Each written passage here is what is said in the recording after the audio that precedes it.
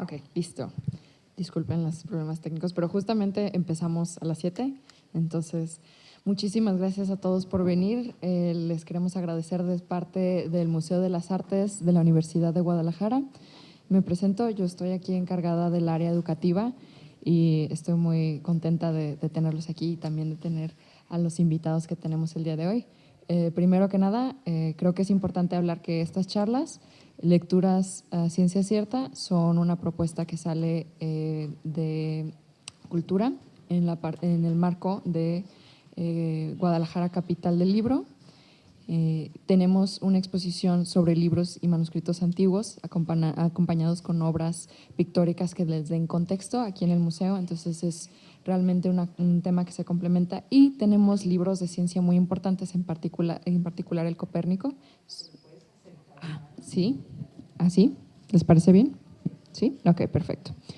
Entonces, bueno, les comento, esta es una exposición de libros maravillosos y tenemos un Copérnico original en Latinoamérica, que por eso venimos a hablar aquí. Aquí tenemos a la doctora Susana Lizano y por supuesto Luis Adolfo Orozco, que es quien nos hace la propuesta de hacer estas charlas. Entonces los dejo en sumamente buenas manos. Muchas gracias por acompañarnos.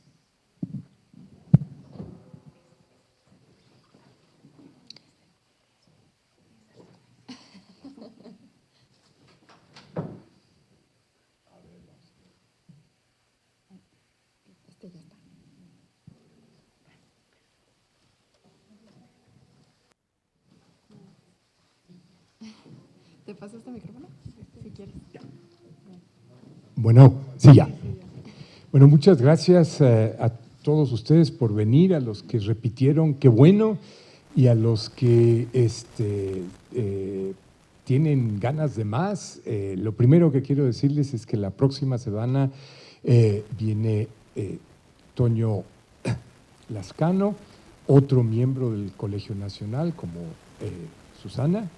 Toño es un biólogo que va a hacer la conexión con otro de los grandes libros de la ciencia, que es El origen de las especies de Darwin, y va a ser aquí a las 7. Si se llena esto, pues a ver qué hacen aquí los compañeros de la Universidad de Guadalajara, pero les damos muchísimas gracias por haber aceptado.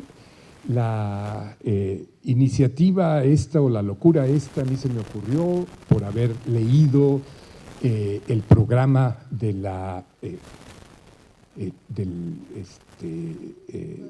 de Guadalajara, capital del libro, y me di cuenta de que todas las cosas que había, y por supuesto muy divertidas, muy lúdicas, muy lindas, eran sobre literatura, filosofía, poesía, cuentos y lo demás. Pero por supuesto lo importante en esta vida no es entender, sino es predecir, ¿verdad? Si no, uno no es científico. Ay, es que yo sí entiendo y hasta te entiendo a ti. Eso no sirve de nada. Lo que sirve es predecir. Y yo creo que la gran revolución empieza, y hace un momentito Susana me decía, no, pues es que Copérnico fue el día de veras, ¿no? Nos ayudó Muy bien. Sí, recórranse tantito. Yo digo que se sienten y que si llega alguien… Bueno, continuamos. Entonces, como les digo, esta serie es para hacerlos ver que habemos un grupo de mujeres y hombres que lo que nos apasiona es la ciencia, que lo que nos apasiona es hacer predicciones. A lo mejor no las entendemos. Entre ustedes habrá poetas, habrá filósofos, habrá literatos, y ustedes entienden. A mí no me importa. Yo lo que quiero es predecir. ¿Y por qué? Porque fíjense que es la capacidad predictiva de la ciencia lo que crea la civilización. Sin la ciencia no seríamos capaces de tener la calidad de vida que tenemos, porque la ciencia nos ha dado la electricidad, nos ha dado los carros, nos ha dado el internet, nos ha dado una cantidad de medicinas bárbaras, ¿no? Entonces, como que el que ustedes se puedan asomar un poquitito. Pásale, ahí hay otro, Fabián.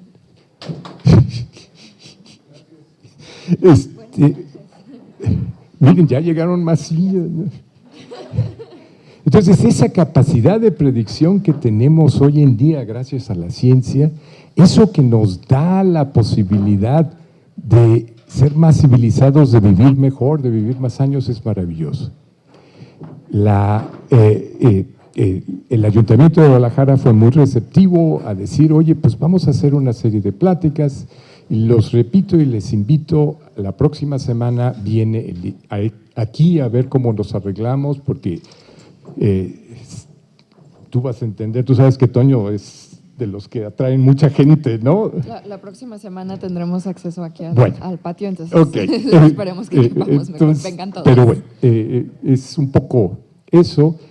Y ahora solo me resta pues empezar una pequeña introducción para Susana. Susana estudió su licenciatura en física en la Universidad Nacional Autónoma de México, en la Facultad de Ciencias. Se fue a hacer su doctorado a Berkeley, así es de que ella estuvo en Cal. Terminando su doctorado en Berkeley, por supuesto que tuvo todo tipo de premios y de lo demás en su doctorado. Estuvo de postdoc en un lugar que es muy cercano tanto al inicio de la ciencia en el mundo como a muchos otros de nosotros, en Florencia. Ella trabajó en Archetti. Esa es la casa de Galileo. Ahí estaba el observatorio y yo sé que cuando menos algunos de ustedes han de decir, bueno, pues sí, la vez pasada yo les enseñé algunos detalles de Archetti. Bien,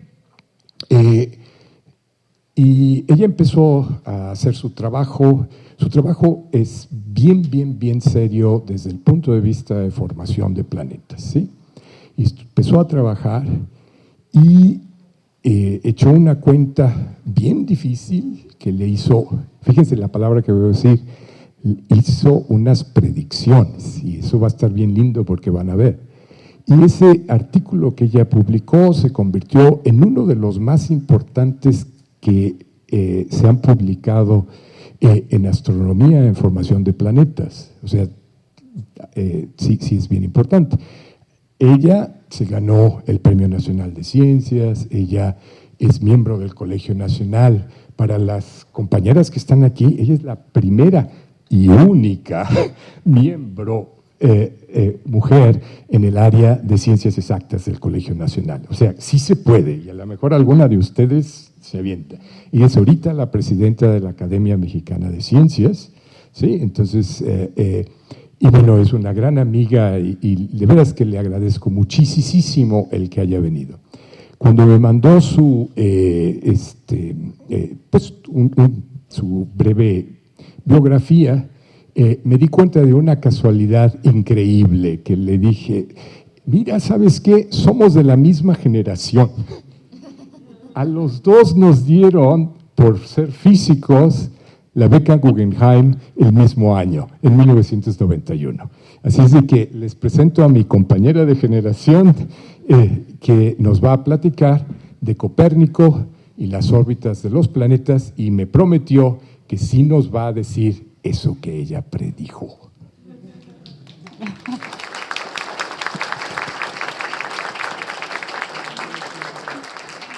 Pues, ¿me escuchan? Gracias. Me da mucho gusto estar aquí con ustedes, me da mucho gusto ver a muchos jóvenes también.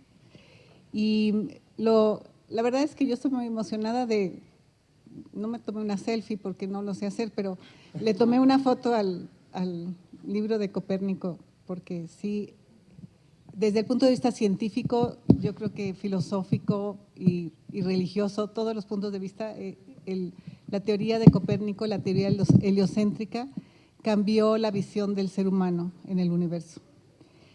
Y aquí ustedes ven una caricatura que encontré en un periódico Excelsior, aquí está citado cuál es, pero el decir que que el Sol es el centro del sistema solar, que los planetas giran alrededor del Sol, pues le cambia al hombre la perspectiva de que no es el centro del universo. Entonces yo les voy a platicar un poquito de historia y de lo que observamos actualmente en cuanto a la formación de sistemas planetarios y de lo que se llama exoplanetas, planetas alrededor de otras estrellas. Y bueno, pues cuando tengan alguna duda, me dicen. Entonces, pues un poco de historia.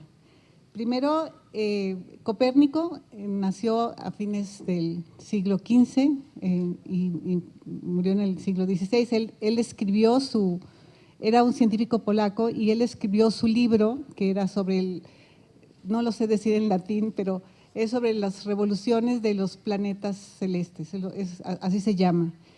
Y él no se atrevió, trabajó muchos años en este trabajo, pero no se atrevió a publicarlo hasta su muerte.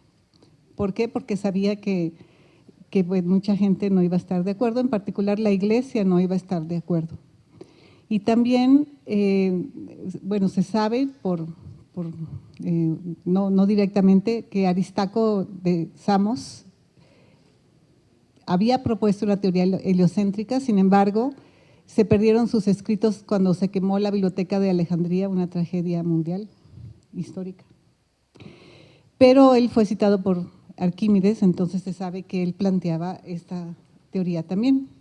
Entonces, bueno, ¿qué tiene esta teoría heliocéntrica? Lo que dice es que los planetas giran todos alrededor del Sol. Ahora nos parece pues obvio, ¿no? Lo vemos desde chicos en la escuela, pero la verdad es que eso va en contra de la experiencia cotidiana. Nosotros vemos que el Sol pues sale en el este, se pone en el oeste, también la luna, las estrellas, todo se mueve en el cielo y nosotros estamos bien quietos.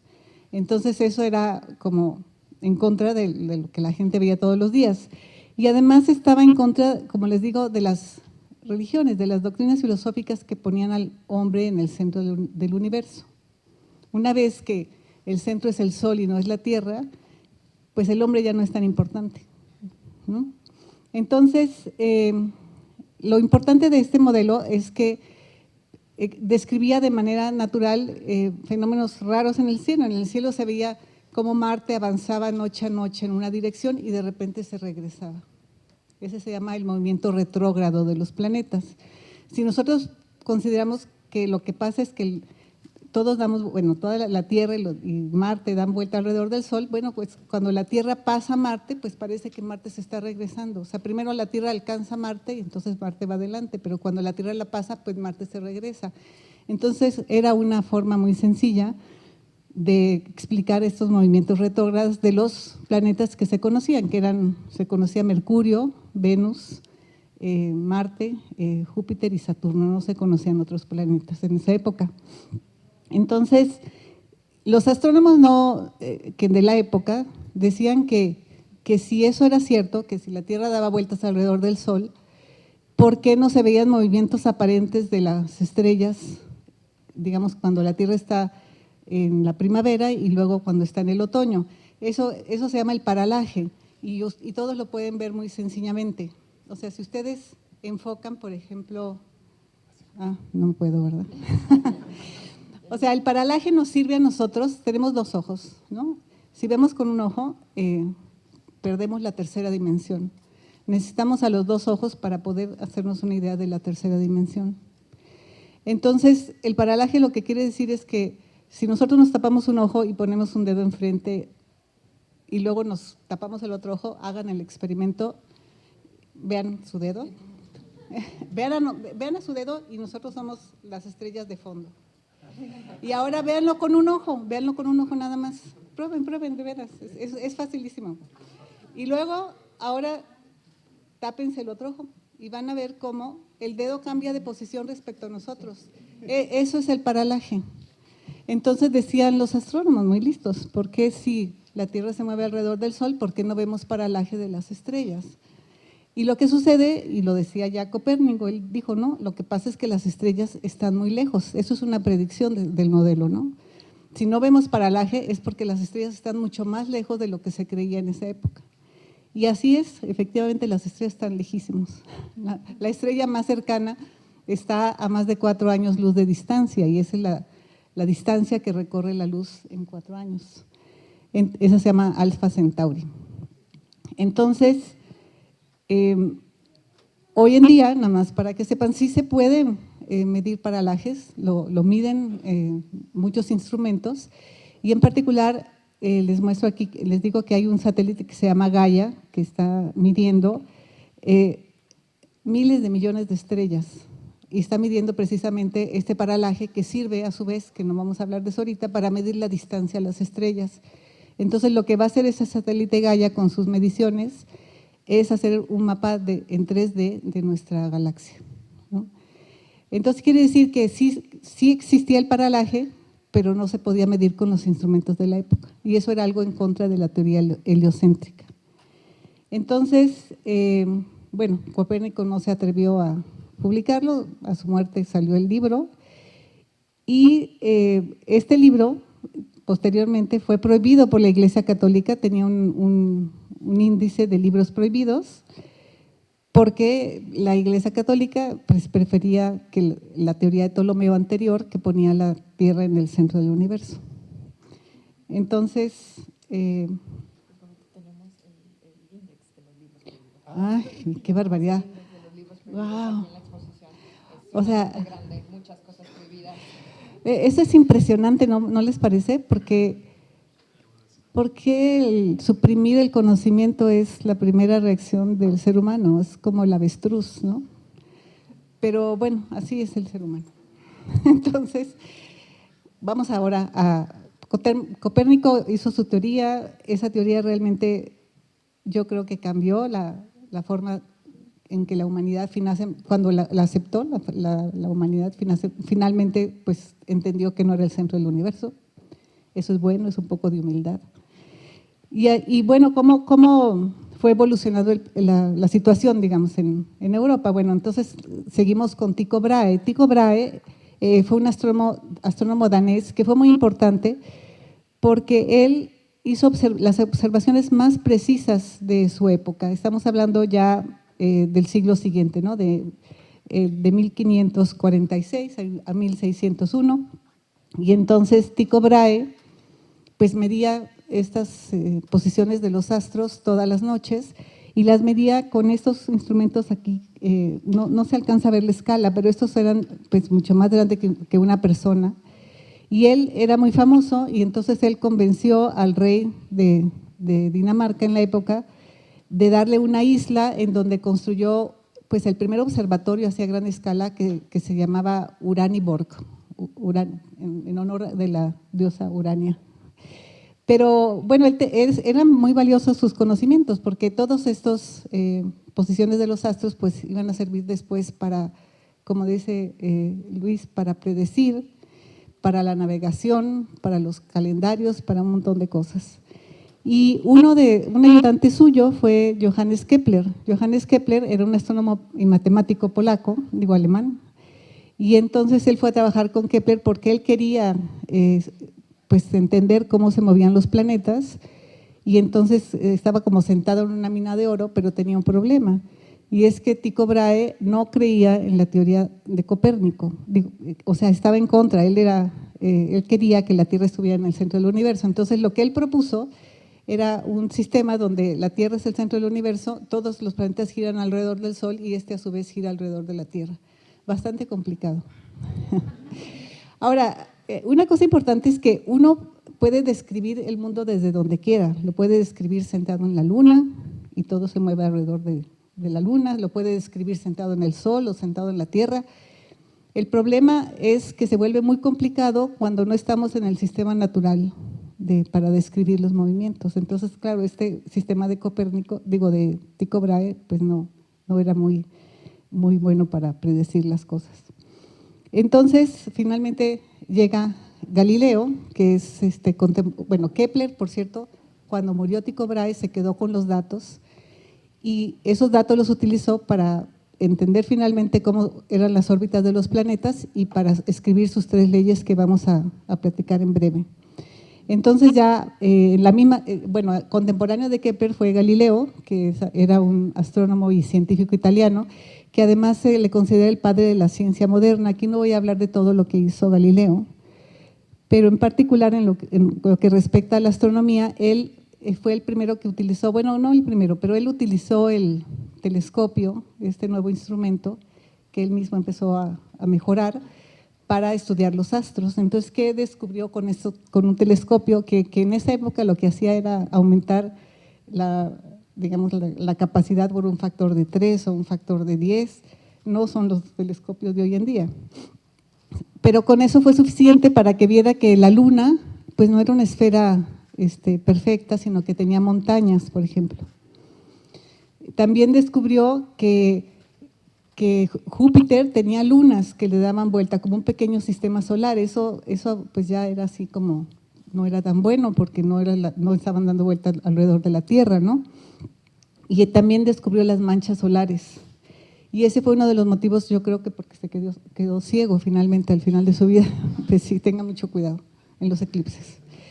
Entonces, resulta que finalmente él descubrió en 1610, no finalmente, pero uno de sus descubrimientos fue ver que Venus tiene fases, así como la Luna. Ustedes han visto que la Luna pues tiene, es luna llena, luego va decreciendo la parte iluminada, luego se vuelve luna nueva cuando está totalmente oscura, luego empieza otra vez a crecer del otro lado a la parte iluminada. Esas son las fases de la Luna. Bueno, lo mismo le ocurre a Venus, y esto es pues un efecto predicho por el modelo heliocéntrico. Si si Venus le da la vuelta al Sol, pues va a estar iluminado de distinta manera, y esto lo puede ver la Tierra como fases de Venus. Y en ese momento ya la teoría de Ptolomeo de que la Tierra era el centro del universo, pues ya se desmoronó, ¿no? Entonces, ¿qué consiguió con esto Galileo? Un montón de enemigos, un montón de enemigos. O sea, todos los científicos estaban en contra de la teoría de Copérnico, pero como científicos pues empezaron a entender que pues sí funcionaba, ¿no? Sin embargo, los religiosos no, o sea, esos estaban muy enojados, ¿no? Entonces, lo que pasó es que cuando Galileo escribió sus primeros resultados, pues la Iglesia se dio cuenta qué tan peligroso era lo que estaba haciendo Galileo. O sea, Galileo estaba demostrando como un método científico, pues un montón de cosas que iban en contra de esta idea de que la Tierra es el centro del universo. Entonces, en 1616, la Iglesia, a raíz de la publicación de Galileo, prohíbe el modelo de Copérnico.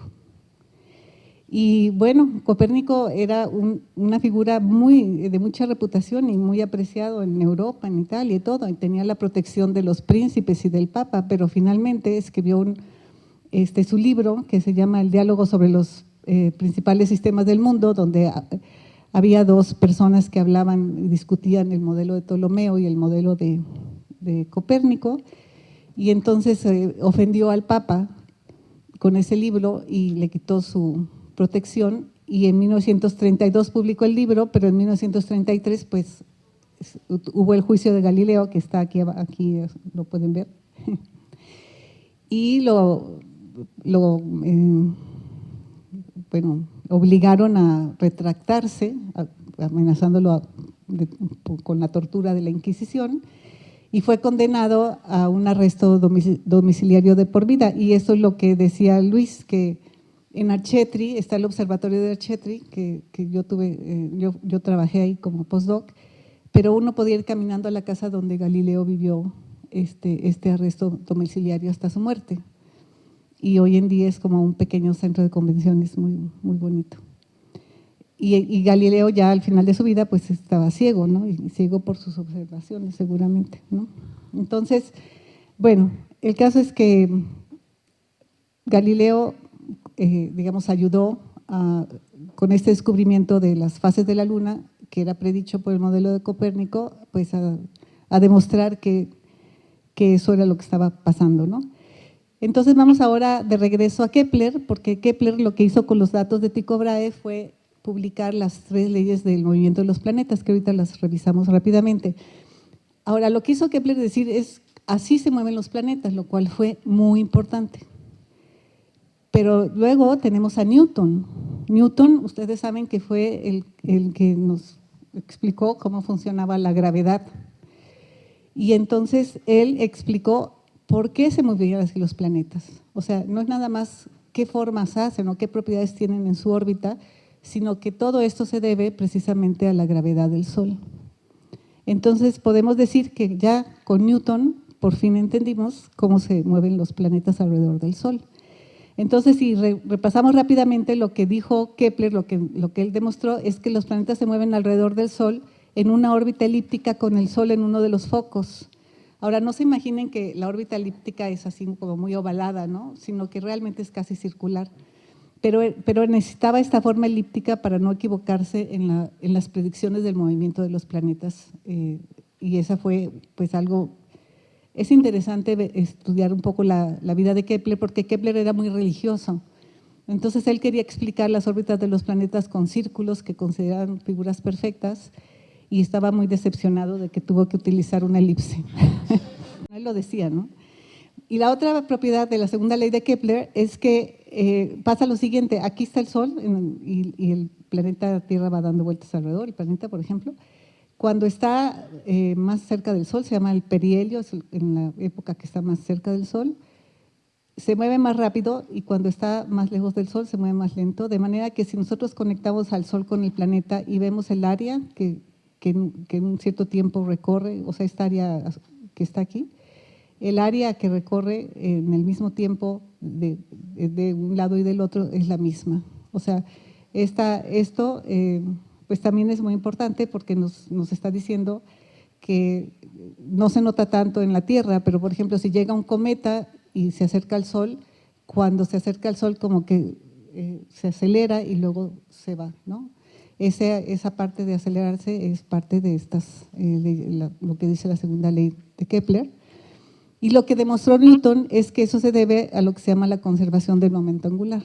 O sea, otra vez Newton está dando la razón física por la cual así se mueven los planetas, ¿no? Sí, en fin, no vamos a entrar ahorita en eso, pero esa es la razón por la que tienen ese comportamiento de las áreas de… Y finalmente, la tercera ley lo que dice es que el cuadrado del periodo de un planeta es proporcional al cubo de su distancia, del semieje mayor. O sea, estamos hablando de la distancia entre el planeta y el Sol. Entonces, ¿qué quiere decir eso? Si vemos esta tabla de aquí, Mercurio está muy cerca del Sol. Bueno, los astrónomos medimos la separación entre el Sol y la Tierra y le decimos que llama una unidad astronómica.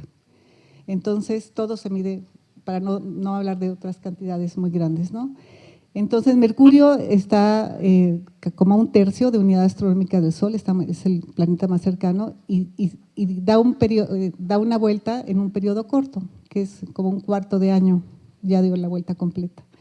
Si nos fijamos en Venus, que pues está como a 75% de la unidad astronómica, pues se tarda un poco más de la mitad de un año en dar la vuelta. La Tierra, que está exactamente a una unidad astronómica, pues tarda un año por definición, pero Marte tarda en dar la vuelta, como está más lejos, casi 2 años. Y si nos vamos a Júpiter, tarda casi 12 años en dar la vuelta alrededor del Sol. Y así vemos como Saturno casi 30 años, Urano 84 años y Neptuno da una vuelta completa cada 164 años. Esa es la ley de Kepler, ¿no? Entonces, lo que dijo Newton es que hay este factor de proporcionalidad que había encontrado Kepler, esta constante que ven aquí C, pues Newton dijo, esta C es igual a una expresión que tiene que ver con la constante de gravitación universal. Entonces, lo que podemos ver es que de los siglos XV al XVI empezamos con entender que es más fácil explicar, más natural explicar el movimiento de los planetas, pues aceptando que giran alrededor del Sol. Y luego llegan Tycho Brahe con muchas observaciones y Kepler las usa para decir cómo es ese movimiento alrededor del Sol. Y finalmente Newton es capaz de decir por qué se mueven así los planetas. Entonces, hay una razón por la cual ese es el sistema, o sea, ¿por qué los planetas se mueven alrededor del Sol? Pues porque el Sol tiene pues, muchísima masa y por lo tanto la mayor parte de la gravedad. Entonces estamos así y la pregunta es si existen otros sistemas planetarios. Ya nos vamos a la época moderna. Ya, sí vamos a brincar. Brincamos 5 siglos y aquí estamos. Entonces les voy a enseñar lo que se sabe de nuestra galaxia. Nuestra galaxia se llama la Vía Láctea y tiene como 100,000 millones de estrellas y además tiene mucho gas todavía para formar nuevas estrellas. Entonces, si pudiéramos tomarle una foto a la galaxia, cosa que no podemos, que tendríamos que viajar a enormes distancias, veríamos que el gas de la galaxia se acomoda a lo largo de estos brazos espirales y por eso la galaxia se llama galaxia espiral. Hay muchas galaxias espirales en el universo y las podemos ver a grandes distancias porque el hecho de que haya ese material en los brazos espirales, se formen estrellas ahí, iluminan los brazos espirales y se ven como cuentas de un collar y se ven a muy grandes distancias. O sea, esos brazos espirales es una característica muy notable de las galaxias espirales. Además, sabemos, ustedes han de haber visto que en el centro de nuestra galaxia hay un hoyo negro con como 4 millones de veces la masa del Sol. Y está chiquito, la verdad, ¿eh? Sí. Y luego, pues lo importante es que gas no está así nada más quieto, sino que está formando nuevas estrellas. Primero forma unas nubes que se llaman nubes moleculares porque están hechas de hidrógeno molecular. Son muy frías, tienen menos 263 grados centígrados, o sea, muy frías. Son enormes y son las cunas de las nuevas estrellas. Y les quiero mostrar aquí nada más una foto reciente del telescopio James Webb, que empezó a operar el año pasado, donde se ve así como un borde de una de estas nubes. Y en el interior de estas nubes están naciendo estrellas hoy en día. Ahora, los astrónomos, cuando decimos que una estrella es joven, es que tiene como 1 millón de años, eso es muy joven, ¿no? Así que nosotros somos niños, nada. Y aquí lo único que les muestro es cómo se cree que se forman esas nuevas estrellas, que ese es mi campo de trabajo. Bueno, pues en la nube, esta es una nube que pongo redonda porque los teóricos somos así, hay que simplificar las cosas.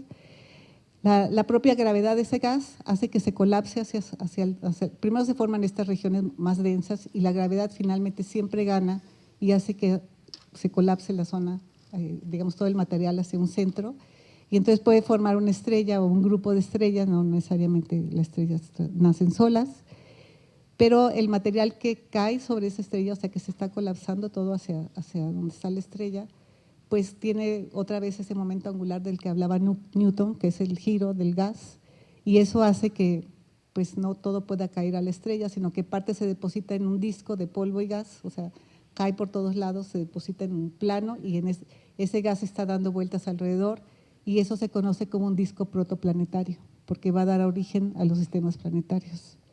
La estrella, además, desde muy temprano, avienta al espacio material, tiene como el viento solar, no sé si ustedes han oído hablar del viento solar, o sea, el Sol de repente nos avienta cantidades de material, se llaman eyecciones coronales de masa, que chocan contra la magnetosfera de la Tierra, la comprimen y crean fenómenos lindos como las auroras boreales, pero también pueden interrumpir las telecomunicaciones y hacer otras cosas, ¿no? Bueno, imagínense el viento solar, pero millones de veces mucho más potente, eso hacen las estrellas jóvenes, ¿no? Entonces, esos vientos van a destruir la nube materna y nos van a permitir ver las estrellas en la luz visible, porque antes de eso, cuando están inmersas en las nubes, no se pueden ver en luz visible. Se ven en longitudes de onda de radio, de otras formas. Entonces, les quería platicar que estos discos protoplanetarios, predichos por esta teoría de formación de estrellas, curiosamente no se pudieron observar, a pesar de que se sabía que existían, simplemente porque el sistema solar vemos a todos los planetas moviéndose en un plano. Laplace ya lo había dicho, que tuvieron que tener un origen común. Bueno, pues no teníamos los instrumentos para verlos. Entonces fue hasta finales de la última década del siglo XX que se pudieron tomar este tipo de imágenes. Aquí vemos un sistema binario, o sea, 2 estrellas que giran alrededor una de la otra, que cada una tiene un disco de polvo y gas y que estos discos van a dar origen a sistemas planetarios. Y ya estamos, o sea, nos saltamos de Galileo y Newton al siglo, 1990. Y entonces, ya este siglo, vean lo que encontraron. Las teorías de formación de planetas, vean, esta es una caricatura, es como un modelo, una simulación numérica. Y entonces, pues el gas está dando vueltas, como les digo, alrededor de la estrella, ¿no? pero cuando se empieza a formar un planeta, pues empieza a comerse el gas que alrededor de donde se formó y forma una brecha. Eso es lo que predecía la teoría de formación de planetas. Y del lado izquierdo vean lo que se observó, estamos hablando de 2009, o sea, ya todos ustedes habían nacido por lo menos, ¿no? Entonces, lo que vemos es que aquí, en las partes centrales de los discos que se observan, pues hay hoyos. Entonces, hoyos, bueno, de polvo en particular, ¿no? Que es es el que va a formar estos planetas. Pero lo importante es que ya se tenía evidencia de que algo había limpiado ese disco, ¿no? Esa formación de planetas ahí había limpiado posiblemente ese disco. Hasta que llegó empezó a funcionar en 2014 el telescopio ALMA, que se llama así por sus siglas en inglés, es el Atacama Large Millimeter Telescope, que está en el desierto de Atacama en Chile. Está a más de 5,000 metros de altura. Tiene 66 antenas que trabajan simultáneamente. Eso es un interferómetro, antenas así como las que ustedes han visto para captar imagen satelital, pero trabajan al mismo tiempo para formar imágenes con mucha precisión. Entonces, trabajan en longitudes de onda milimétrica, es que en estas longitudes de onda emiten estos discos protoplanetarios. Entonces, cuando ALMA empezó a funcionar en 2014 y empezó a mandar imágenes de los discos, este es lo que encontraron. Estos son los discos más cercanos que hay alrededor de la Tierra y ven que todos ellos, no son caricaturas, son de verdad. Pero ven que todos ellos tienen brechas, ¿no? Algunos tienen estos brazos espirales, aquí no parecen tan claros, pero este es el más viejo, este tiene como 10 millones de años este disco, pero está muy joven todavía. Y otros tienen incluso vórtices, como han visto en la mancha roja de Júpiter, que es un vórtice, un huracán enorme, eso aparece también en los discos y también se encuentra con ALMA, ¿no? Entonces ALMA vino a revolucionar el campo de los discos protoplanetarios pues muchos nos dedicamos a estudiar cómo se forman estos discos, qué temperatura tienen, cuánto tiempo tienen para formar planetas, ¿no? Entonces, pues es un proceso, no voy a describirlo aquí, pero es un proceso que empieza con pequeños granitos de polvo que fueron eyectados por estrellas viejas en el pasado y se mezclaron con las nubes. Ese polvo que llega a los discos se va a aglutinar para formar, digamos, partículas cada vez más grandes. Cuando las vemos en estos discos tendrán tamaños de a lo más 1 centímetro, pero van a formar finalmente rocas del orden de 1 kilómetro, se llaman planetesimales, ya se imaginarán por qué. Porque con la gravedad se juntan y forman los planetas, ¿no? Forman los núcleos planetarios. Entonces ese es el proceso que se cree que produce la formación de nuevos planetas. Y si además en la zona alrededor hay mucho gas, ese núcleo empieza a comerse el material alrededor, formando esas brechas y creciendo y engordando y se vuelve un Júpiter, por ejemplo, ¿no? Así que hay de todo. Bueno, el caso es que el tiempo para formar planetas es poco, es como unos 5 o 10 millones de años nada más. Es poco considerando que la vida del universo. Entonces, en ese tiempo se tienen que formar los planetas y el disco pierde su gas y entonces ya lo que quedan es como un disco, se llaman discos de escombros. Nosotros sabemos que los cometas que nos visitan, hay un cometa que se va a ver a fin de este mes, no me sé el nombre porque es como muchos números, pero esos cometas vienen de la parte exterior del sistema solar, de sus escombros precisamente, y da la vuelta al Sol y se sublima su hielo y genera estas colas preciosas, ¿no? Que se ven en el cielo. Pero bueno, todos los sistemas planetarios les quedan escombros al final, ¿no? Y aquí vemos un disco de escombros relativamente joven, que es de Epsilon Eridani, que este anillo aquí está formado por polvo muy delgadito. O sea, fíjense, se tardan como 10 millones de años en formar planetesimales y planetas, y luego en esta etapa de escombros los vuelven a destruir, ¿no? Así es el universo, ni modo. El caso es que esta imagen es del Gran Telescopio Milimétrico que está en Puebla, o sea, fue tomada aquí en México. Bueno, entonces, lo que hoy sabemos es que el Sol se formó a partir de uno de estos discos protoplanetarios y ustedes pues se pueden preguntar que si existen planetas, digo, así alrededor de otras estrellas que no sean el Sol. Y sí, efectivamente, ¿no? Estos planetas existen y se llaman exoplanetas. Y el primer exoplaneta que fue descubierto, otra vez se sabía que tenía que haber exoplanetas, pero el primero que se descubrió fue en 1995. Y este es un planeta que se descubrió alrededor de una estrella parecida al Sol, un poco más grande que el Sol, se llama 51 Pegasi, es la estrella. El planeta se llama 51 Pegasi b, así son los astrónomos originales. Pero bueno, nada más al nombre de la estrella le van poniendo B, C, D, así, ¿no? Pero, en fin, este planeta es realmente muy interesante porque es un planeta tipo Júpiter que le da vueltas a la estrella 31 Pegasi cada 4 días. O sea, está muy cerquita de la estrella, está más cerca que Júpiter del Sol. Entonces, realmente fue un descubrimiento importantísimo, inesperado, como la ciencia así casi siempre ocurre, ¿verdad? O sea, nadie se imaginaba, todo el mundo pensaba que los sistemas planetarios iban a ser parecidos a nuestro sistema solar, y sabemos que en nuestro sistema solar los planetas chiquitos, rocosos, están adentro, ¿no? Júpiter, Saturno, Urano, Mercurio, Venus, Tierra y Marte, y que los planetas grandes como este 51 Pegasi b están afuera, afortunadamente, porque si no, no estaríamos aquí platicando, ¿eh? Habría unos problemones enormes.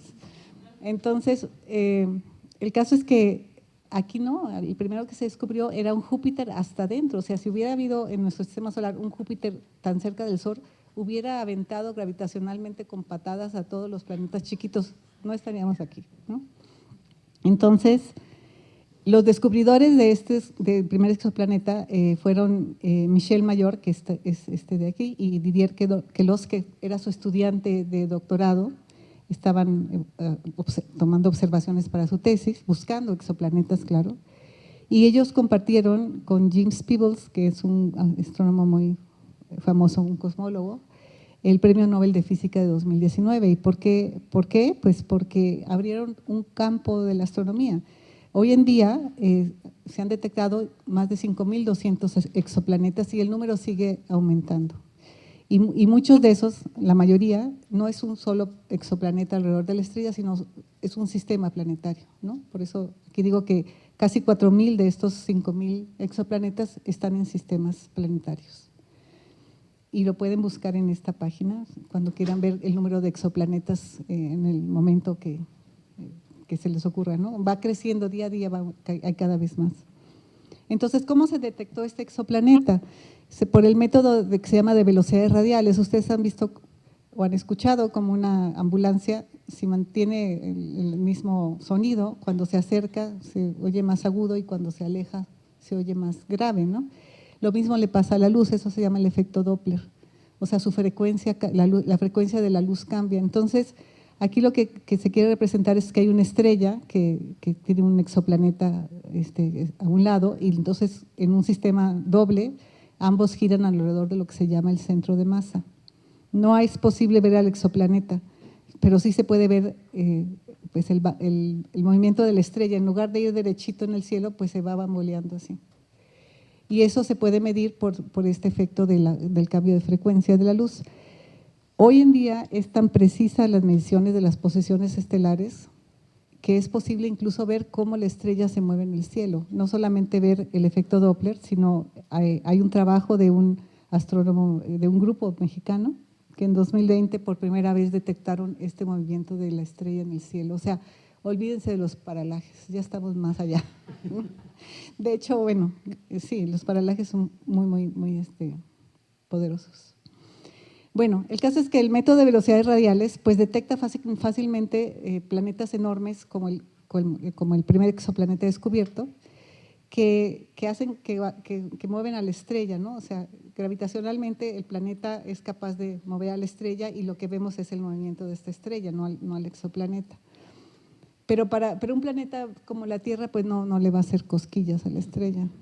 Entonces, lo que se usa para ver mejor planetas pequeños y rocosos, pues es el método de tránsito, es un eclipse pequeñito. Eso también es una hazaña de la tecnología, o sea, poder decir veo una estrella y luego llegó un planeta chiquitito y le quitó tantita luz y poder medir eso, poder medir ese eclipse, eso es pues un avance tecnológico. Ese tipo de mediciones se realizaron hasta este siglo, el siglo XXI. Entonces, ahorita vamos a ver con qué, o sea, cómo se miden estos tránsitos con satélites y también con telescopios en tierra. Pero algo que les quiero mostrar que me encanta es esto, que también hay imágenes de planetas en formación. Aquí ven uno de estos discos que les había comentado, protoplanetarios, que ya ha limpiado la parte central un planeta y el planeta está aquí. Y este planeta no solamente está ahí, sino que tiene un anillito de gas y polvo, del cual puede formar hasta 3 lunas. No sabemos si las va a formar o no las va a formar, pero es un planeta que tiene a su vez un disquito alrededor. Entonces, esta imagen directa es posible porque este planeta está en formación y todavía está caliente, pero es algo realmente inusitado. Entonces, regresando a Kepler y el hecho que los exoplanetas, igual que nuestros planetas, todos siguen la ley de gravitación universal y por lo tanto las leyes de Kepler. Y estas leyes se utilizan especialmente en estos tránsitos para obtener las propiedades de los exoplanetas. Aquí nada más les digo cuáles son esas propiedades. Bueno, ese semieje mayor, acuérdense que se mueve en una elipse, que tiene un semieje mayor y un semieje menor. También el plano de inclinación de la órbita del planeta, la masa del planeta, el radio del planeta se pueden medir con un eclipse y cuando uno tiene una masa y un radio, pues puede definir una densidad, ¿no? Que es la masa entre el volumen. Y no solamente eso, sino que una vez que conocen la densidad del planeta, pueden decir de qué material está compuesto. Porque el agua tiene una densidad, el hierro tiene una densidad, entonces, o sea, todo eso se sabe aquí les pongo una gráfica que nada más muestra el radio y la masa, pero estas líneas de distintos colores, pues son líneas de densidad constante. Esta sería del agua, aquí hay una de hierro, aquí hay una de roca, o sea, se saben un montón de los exoplanetas, un montón de cosas, ¿no? Entonces, nada más quería decirles que en cuanto a los tránsitos, este satélite Kepler funcionó hasta 2018 buscando estos tránsitos alrededor de que planetas pasaran enfrente de su estrella y es el responsable de la mayor parte de los exoplanetas que conocemos, pero hoy en día está funcionando este otro satélite que se llama TESS, por sus siglas en inglés, que dice Transiting Exoplanet Survey Satellite, y va a monitorear 200,000 estrellas. Ahora, fíjense, un planeta puede crear un eclipse solamente si estamos viéndolo en el plano de donde se mueven los planetas. Si vemos la estrella y los planetas se mueven así, pues no hay eclipse, ¿no? Pero si tenemos 200,000 estrellas, pues muchas de ellos van a tener eclipses, ¿no? Entonces, dentro de poco vamos a saber, esa lista de 5,000 se va a volver muchos más. Y una propiedad, ya vamos a acabar, pero una propiedad importante es qué tan lejos está el exoplaneta de la estrella. Entonces se define lo que se llama la zona habitable. Si el planeta está muy cerca y no podría tener agua líquida porque estaría muy caliente. Y si está muy lejos de la estrella, no podría tener agua líquida porque estaría congelada. Entonces hay una zona alrededor de la estrella en donde es posible, si existe agua, que esté líquida. Si nos fijamos en nuestro sistema solar, la zona habitable del Sol es la zona donde están Venus, la Tierra y Marte. Sabemos que Venus tiene un efecto invernadero tremendo, de manera que no tiene agua líquida, ¿no? Tiene una temperatura interna como un horno de 400 grados centígrados. La Tierra, pues afortunadamente tenemos agua, otra vez si no, no estaríamos aquí. Y Marte, pues sí, hay que cuidarla. Y luego Marte, sabemos que en el pasado tuvo agua, ¿no? Y ahorita hay agua congelada. Entonces, no necesariamente por estar en la zona habitable van a tener agua, pero si tienen agua, digamos, es un lugar donde en principio podría haber agua líquida y además, si hay agua líquida podría haber vida, porque es la forma de vida que nosotros conocemos, que eso va a hablar Antonio Lascano. Entonces, aquí nada más les muestro cómo en esta gráfica está la masa de la estrella y aquí la distancia. Entonces, si una estrella tiene poquita masa, su zona habitable está muy cerquita, pero si una estrella tiene una masa como el Sol, su zona habitable está más lejos. O sea, digamos, la masa de la estrella indica su temperatura. Mientras más chiquita está más fría, entonces su zona habitable tiene que estar muy cerca. Y mientras más grande está más caliente y su zona habitable puede estar más lejos. Una cosa interesante es que en Arecibo, la Universidad de Puerto Rico, llevan la cuenta de cuántos planetas rocosos se han encontrado en la zona habitable de su estrella. Y eso lo pueden encontrar aquí en esta dirección que les pongo aquí abajo. Si quieren esta, yo se la dejo a Luis y ustedes la pueden tener. Pero el caso es que hoy en día hay 63 planetas rocosos que están en la zona habitable de su estrella. Entonces, estos exoplanetas pues son potencialmente planetas que pueden tener vida. Más aún, ustedes saben que el año pasado empezó a funcionar el telescopio espacial Webb. Bueno, imagínense que este es el telescopio que no se parece a nada, pero lo que va a hacer el telescopio, lo que ya está haciendo, es que va a analizar las atmósferas de los exoplanetas que están en la zona habitable de la estrella, buscando moléculas que puedan tener origen biológico. En la Tierra, el oxígeno, el metano y el CO2 son producto de la actividad biológica. Entonces están tratando de buscar este tipo de moléculas. Pero eso ya está pasando. O sea, aquí les muestro un espectro donde el Webb vio uno de estos Júpiters calientes que están cerca de la estrella y descubrió líneas de agua, o sea, evidencia de agua en este exoplaneta. Y hay otro Júpiter caliente donde encontró CO2. Claro, esos no son los rocosos que nos interesan, ¿verdad? Pero va a estudiar estos planetas rocosos. Estamos ahí. Estamos en una época muy importante. Bueno, pero no solamente en los exoplanetas.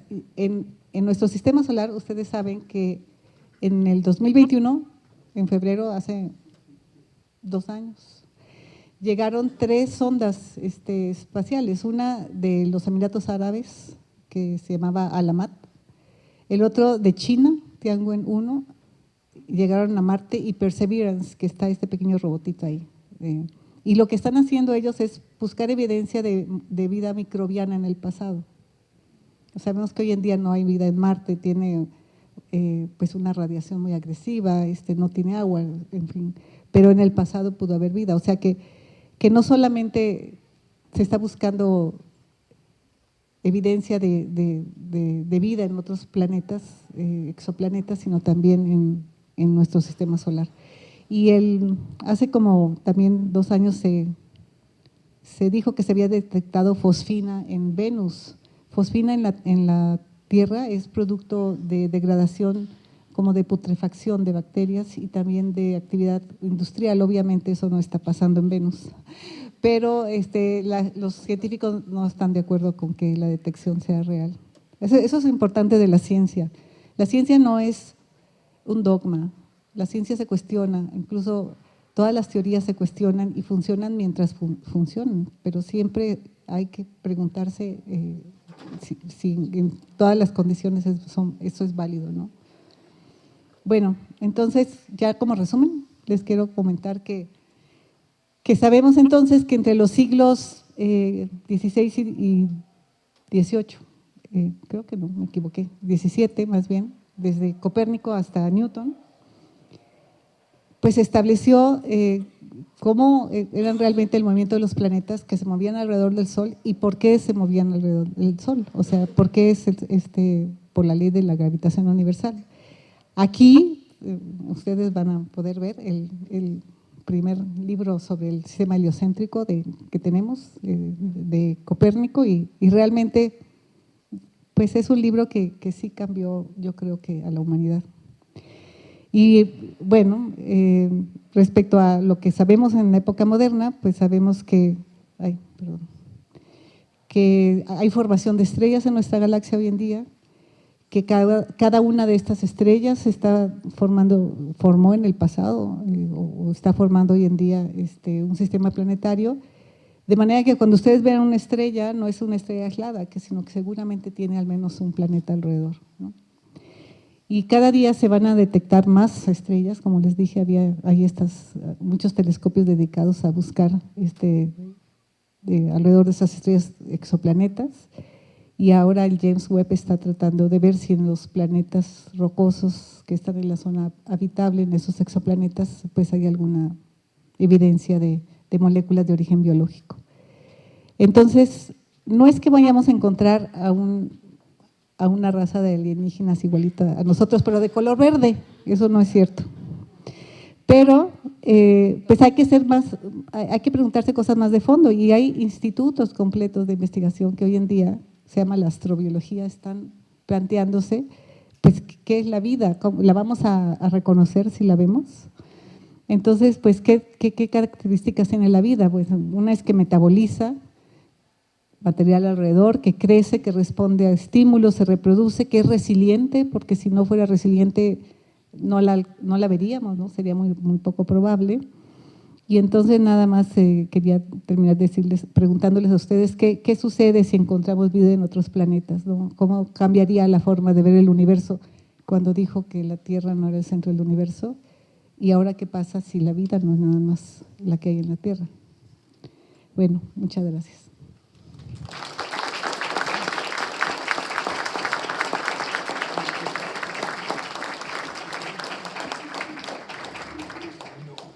Muchísimas gracias por esta, yo digo que tan estimulante,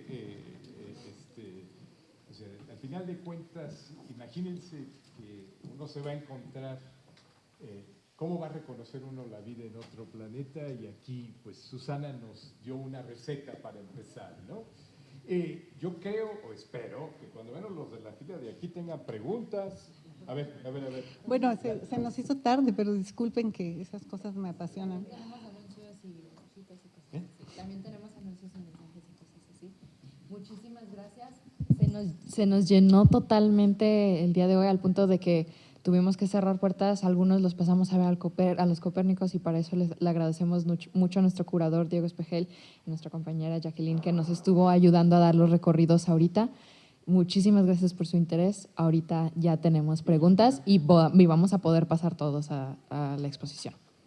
Entonces, si tienen preguntas, háganlas ahora. Espérate, primero una mujer. A ver. El comité femenino. Ándale. Fuerte para que la gente. Buenas noches. Mencionabas que se medía en densidades, pero ¿qué tipo de unidad es esa densidad? Por ejemplo, la densidad del agua es de 1 gramo por centímetro cúbico. Es curioso, los astrónomos usamos el sistema, no el sistema métrico, sino el sistema CGS. Son centímetros, segundos y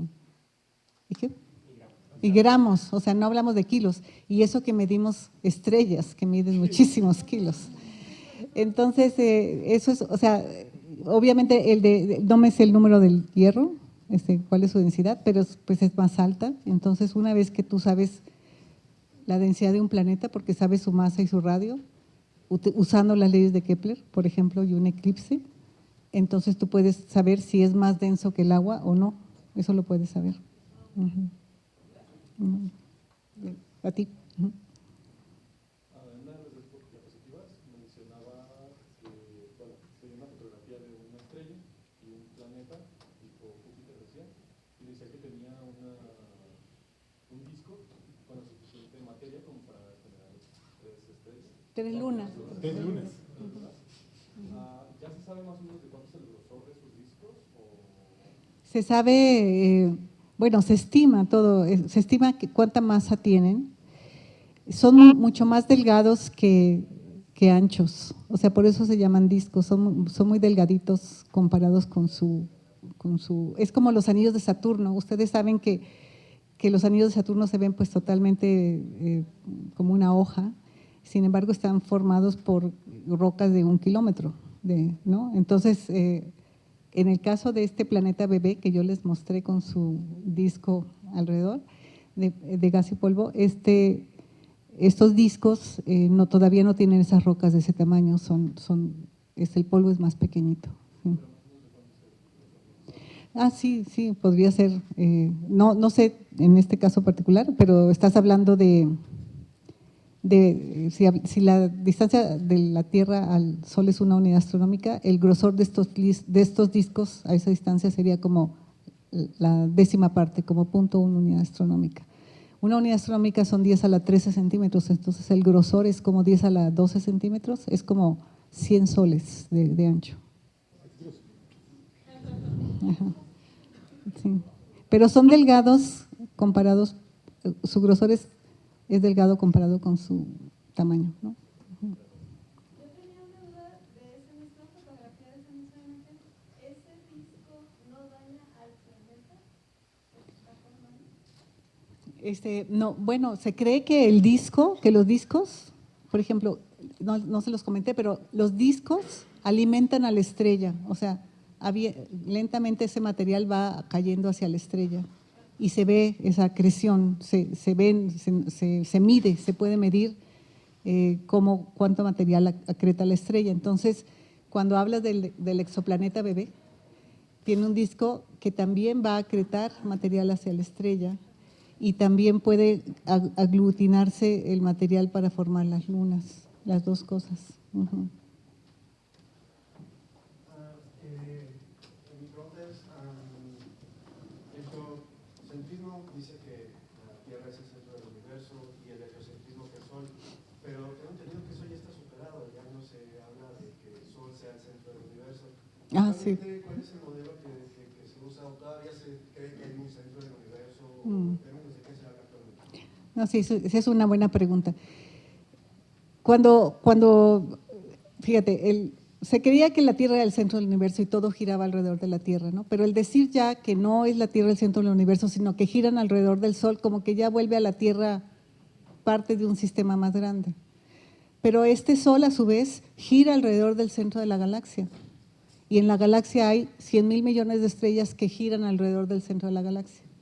Y luego, cada galaxia es un mundo de estrellas, o sea, la galaxia nuestra, la Vía Láctea, tiene vecinas, por ejemplo, Andrómeda es una galaxia similar a la nuestra, tiene las nubes de Magallanes, son galaxias distintas, pero están en el mismo cúmulo de galaxias y todas giran alrededor de una de otra, y así como hay estos cúmulos, hay otros cúmulos más pobres y más ricos, es decir, con más miembros y con menos miembros. Entonces, el universo es así, o sea, el universo está hecho de cúmulos de galaxias, de muchos distintos cúmulos, o sea, el Sol es un punto. Pero ya no hay un centro del universo, ya no. Es como todo va de manera errante por todos lados. Sí, no hay un centro del universo, eso es lo más importante. Eso es lo más importante, que no hay un centro del universo, que el universo todo se expande, todo se aleja entre sí. ¿Y este modelo tiene un nombre? ¿Como el heliocentrismo o no tiene un nombre como tal? Sí, o sea, la teoría actual del universo es la teoría de la gran explosión, que dice que el universo tiene un origen, que es esta gran explosión, y que en ese origen, en esa gran explosión, se va creando el espacio y el tiempo. O sea, y no es una explosión, digamos, aquí algo explota en este cuarto, sino es una explosión que crea el espacio. Entonces, la única forma de imaginarse algo así es como la superficie de un globo. Si nosotros fuéramos seres planos que vivimos en la superficie de un globo y alguien que vive en otra dimensión más infla el globo, pues nuestro universo crece, ¿no? Pero nosotros nada más vemos esa superficie. Entonces no hay un centro, no hay un centro del universo, pero sí hay un inicio del universo. Uh-huh. Había una pregunta allá atrás. Sí, pero aquí estos jóvenes están muy inquietos. Sí. Y tú los motivaste. Sí. Sí, ahorita los vamos a ver. Ajá. Sí. ¿Por qué necesito que un planeta sea rocoso y que contenga agua en estado líquido para que todavía sobreviva? Eso es interesante. Que ¿por qué se requiere que el planeta sea rocoso y que haya agua para que pensemos que ahí puede haber vida? Eso es una pregunta interesante que hay que hacerle a Antonio Lascano, pero tiene que ver con lo siguiente. Sí. A ver, rocoso porque si tú te vas a visitar Júpiter, entonces no puedes aterrizar en Júpiter. O sea, tú llegas a Júpiter y es de gas, ¿no? Es un gaseoso, hasta el fondo tiene un núcleo rocoso, pero es como meterse al fondo del mar, o sea, una nave puede planear y se va sumergiendo hasta que la presión lo destruye, ¿no? Eso pasa en el fondo del mar. Lo mismo pasaría en Júpiter. O sea, no hay una superficie sólida donde pudiera haber gente. Si hubiera alguna forma de vida, que tampoco se descarta, tendría que ser una que vuele, que siempre esté volando. Sí, claro, sí se podría totalmente. Por eso lo de la fosfina en Venus era interesante, porque era en la atmósfera de Venus, ¿no? Donde se detectó. Entonces, digamos, se buscan rocosos para que se parezcan a nosotros. Esa es la realidad. Ahora, ¿por qué agua? Por la misma razón. Porque nosotros conocemos una biología que se basa en el agua. Todas las reacciones químicas que producen la vida están basadas en el agua como, no sé, se llama el solvente o no sé cómo se le llama, ¿no? Hay gente que ha estudiado si puedes tener otro tipo de solventes, por ejemplo, metano, ¿no? O sea, ustedes saben que en Titán, que es una luna de Júpiter, el metano no es un gas, es un líquido. Entonces la pregunta es si hay otra manera de tener vida que no sea el agua, y efectivamente lo están estudiando. Hay gente que piensa que el agua tiene propiedades que hacen que pues el que se forme vida es mucho más eficiente y más probable, pero yo no soy la persona para contestarles esa pregunta, pero sí se está estudiando la posibilidad de que se base en otros elementos, que sea muy distinto a lo que nosotros somos. Por eso les ponía las propiedades de la vida, ¿no? O sea, puede ser algo totalmente inimaginable. La pregunta es… ¿Silicio? Sí, pero el chiste es que necesitas un solvente de algún tipo para que haya reacciones químicas, ¿no? Entonces, ¿por qué no le preguntamos la próxima semana? Okay. A ver, tú escoge. No, dime. Allá hay Hay una pregunta de… más fuerte. ¿Las órbitas se pueden deformar o se van modificando? O sea, al grado de que a lo mejor un planeta que ahorita no es apto para la vida pueda llegar a serlo. Y fíjate que es interesante eso que preguntas. Las órbitas son muy estables, afortunadamente, porque si no, no estaríamos aquí platicando. Pero puede haber colisiones con otros cuerpos que algún día atraviesan el sistema solar, por ejemplo, o puede haber colisiones de galaxias, esas se observan, y si eso pasa, pueden sacar a un planeta o al Sol de su órbita y cambiarlo de lugar. Entonces, a pesar de que el espacio es casi todo vacío, o sea, la distancia entre los planetas y entre las estrellas es muy grande, el efecto gravitacional sí perturba las órbitas. Entonces, ahorita el sistema solar no tiene algo que lo vaya a perturbar, afortunadamente, pero sí puede ocurrir, porque ocurre. O sea, no sé si ustedes han visto ejemplos de imágenes donde colisionan las galaxias, por ejemplo, ¿no? Entonces, si eso ocurre, pues perturba las estrellas de las dos galaxias.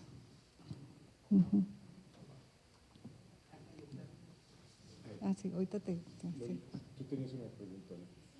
Hablabas del material que está en los discos que va haciendo que se aglutine para formar planetas. ¿Se sabe qué es lo que los aglutina? ¿Es la gravedad o qué es lo que hace que se aglutine? Al principio no, al principio son colisiones nada más. Al principio empiezas con polvo del tamaño de una micra, que es el que eyectan las estrellas viejas, y simplemente en las condiciones de densidad, o sea, es muy denso el material del disco, entonces las colisiones pueden hacer varias cosas, pueden hacer que se junten los granitos, o que se destruyan porque va muy rápido, o que reboten, ¿no?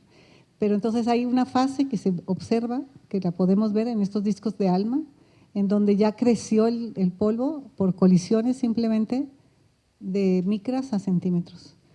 pero luego tiene que crecer a metros y luego tiene que crecer a kilómetros. Ya cuando es de kilómetros, entonces la gravedad es la que ayuda. O sea, las rocas se atraen por gravedad. Perdóname, tú querías hacer una pregunta, sí.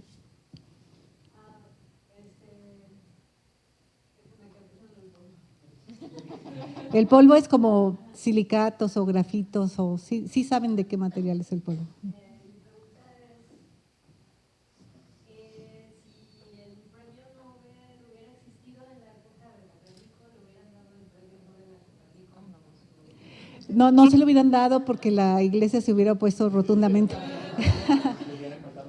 Lo hubiera, a ver, Copérnico era también una gente muy apreciada en su época y reconocida por muchas cosas que hizo, ¿no? Pero él no se atrevió a publicar esa teoría porque sabía que iba a levantar ámpulas. El año que se murió. Sí. Alguien que esté con algo como muy polémico y que no te vayan a cortar la cabeza y que va a pasarse, pero que esté tan adelantado, No conozco, pero les voy a platicar algo. A un par de mujeres que no les puedo dar el nombre, pero sí me lo sabía en su momento, les dieron el premio Nobel por esta técnica de cortar el genoma que se llama CRISPR-Cas, que es una técnica muy precisa. Y es una técnica muy controversial porque si bien puede tener grandes beneficios para el ser humano, pues también se requiere discutir la ética de la clonación humana, por ejemplo, ¿no? O de quitar enfermedades desde antes de nacer, o de hacer super niños y super niñas. Entonces, hay cosas controversiales, pero la ciencia, yo creo que tiene un potencial enorme. O sea, no pienso. Yo creo que estas mujeres son fantásticas. Es más, quiero decirles que anterior a ellas, mucha gente trabajó en la técnica. El origen de descubrir esta técnica biológica de tijeras biológicas viene de estudiar una bacteria simplísima que alguien más hizo, no ellas, y que estaban buscando cómo las bacterias muy sencillas se protegían de los virus. O sea, un conocimiento muy elemental. Lo que les quiero transmitir es que la ciencia básica es así. Se estudia algo que no tiene nada práctico y a la hora de la hora alguien se da cuenta que hay una aplicación tremendamente práctica y de gran influencia en la vida del ser humano. Pero ustedes saben que con esta técnica en China nacieron unas gemelas que ya no tenían la enfermedad, o sea, que eran resistentes al SIDA, creo, por la edición genética que habían hecho. Eso es muy delicado todavía, porque no sabemos las consecuencias en otras áreas. Pero sí se trata de hacer cosas para ayudar a la humanidad, ayudarla contra enfermedades, ayudarla para los alimentos, ¿no? Para tener alimentos, en fin. Dos preguntas más. Ya tenemos que pasar a la extra. Impresiones de que un trabajo derivado de su tesis doctoral fuera un classic citation y ver los resultados observacionales tantos años después.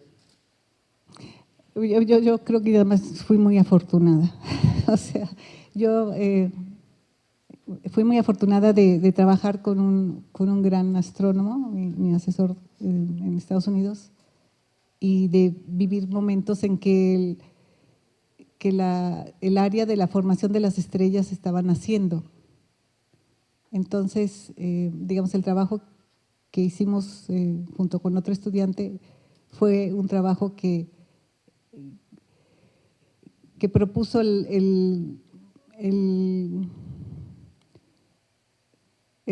cómo se comportaba, cómo era el fenómeno de la formación de las estrellas. No se conocía en el momento, no estaba establecido, tampoco la gente lo aceptó, también mucha gente lo rechazó, pero con el tiempo se dieron cuenta que sí estaba bien. Entonces yo creo que hay veces que uno tiene mucha suerte. Yo me considero muy afortunada. Otra pregunta. Doctor. Ah, sí, por favor. Sí. Mi pregunta es, ¿qué incidencia tiene el cosmos, el universo, la percepción que tenemos de la aceleración del tiempo? Usted dice que nosotros sentimos que el tiempo va, con la edad el tiempo va siendo cada vez, sí, sí. Creo que esa es una cosa más, todos lo sentimos. Cuando éramos niños decíamos, uy, falta un año para la Navidad, qué horror, para mis regalos. Y el año era larguísimo, ¿no? Y de repente, pues eso fue pasando más rápido y ahora nosotros sentimos, yo siento que pasa una Navidad y ya es la siguiente Navidad. O sea, ¿cómo pasó eso? No, parece que eso es más bien, tiene que ver con algo, una percepción psicológica y tiene que ver con cuánto uno ha vivido. Es la explicación más racional que yo he encontrado. No soy experta en psicología, pero tiene que ver más bien con que si uno ha vivido poco, entonces, claro, un año es muchísimo tiempo, ¿no? Toda la vida que yo conozco, pues son 3 años, entonces, claro, un año es una tercera parte de lo que yo he vivido. Y cuando uno ya ha vivido muchos años, entonces esa escala, nosotros tenemos una vasta experiencia de muchísimos años atrás que hace que esa escala sea muy pequeña. O sea, eso yo no sé si es cierto, pero es lo que me pareció muy sensato, ¿no? Así que pues, de todas maneras hay que aprovechar cada día. pero sí es cierto, se acelera la percepción del tiempo, pero no es por la física, yo creo que es más bien una percepción psicológica. Bueno, pues muchísimas gracias, Susana, por esta… Gracias a todos ustedes por la paciencia.